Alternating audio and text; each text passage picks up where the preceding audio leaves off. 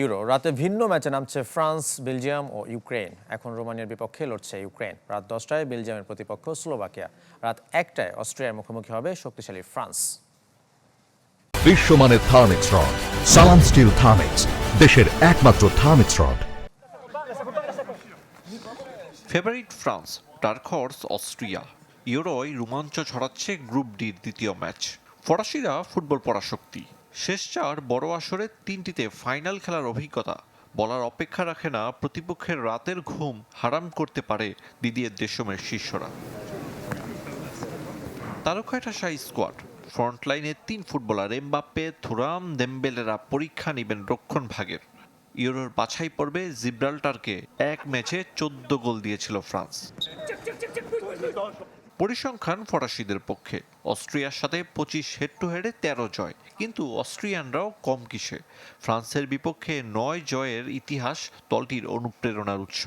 গ্রুপে পোল্যান্ড, নেদারল্যান্ডসের মতো দল থাকায় এই ম্যাচ জয়ে এগিয়ে থাকতে চাইবে ফ্রান্স ও Austria. On a l'opportunité de choisir le futur. Euro আমাদের ক্যারিয়ারে বেশ গুরুত্বপূর্ণ টুর্নামেন্ট। ফুটবলাররা চ্যাম্পিয়ন হতে মুখিয়ে। আমরা এমন এক প্রজন্ম যারা মাঠে যে কোনো সময় ব্যবধান গড়ে দিতে পারে। Pas consciemment, mais inconsciemment. সোনালী প্রজন্ম নিয়েও বিশ্ব আসরে চ্যাম্পিয়ন হতে না পারার আক্ষেপ বেলজিয়ামের। কাতার বিশ্বকাপের গ্রুপ পর্ব থেকে বিদায় নিয়েছিল দলটি। বেলজিক স্কোয়াড তারুণ্যের দখলে। 1 বছরের বেশি সময় অপ্রতিরোধ্য।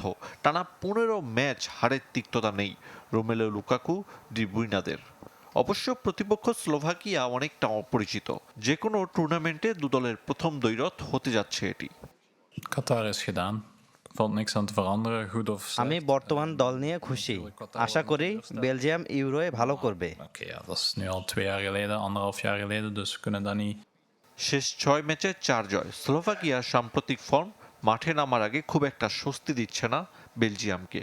জার্মান দুর্গে লড়াইটা হতে পারে সমানে সমান। আরিফুল ইসলাম, চ্যানেল 24।